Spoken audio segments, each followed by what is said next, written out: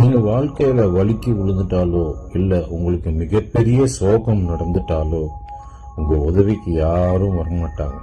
Of course நண்பன் அப்படின்னு சொல்லிட்டு ஓடி வந்து மச்சான் நான் சொல்றதை கேள்றேன் எல்லாம் சரியாயிடும் அப்படின்னு ஒருத்தன், ஏய் நான் சொல்றதை கேளுடி எல்லாம் சரியாயிட்டான்டா, இதுதான் இதான் இதான் பிரச்சனை அப்படின்னு சொல்லிட்டு வர்ற தோழியும் நிறைய பேர் வருவாங்க, 1000 பேர் வருவாங்க அறிவுரை சொல்றதுக்கு மட்டும். நீங்க அதெல்லாம் கேட்டு கேட்டு நடந்து எத்தனையோ நல்ல பொண்ணுங்க வந்து நல்ல புருஷனை தொலைச்சவங்கள எனக்கு தெரியும், நல்ல மனைவியை தொலைச்ச எத்தனையோ ஆண்களை எனக்கு தெரியும். இது புதகுழி மாதிரி. அவங்க சொல்றது கேட்டு கேட்டு கேட்டு கொஞ்சம் கொஞ்சமா நீங்க உள்ள போய் அப்புறம் காணாம போயிடுவீங்க.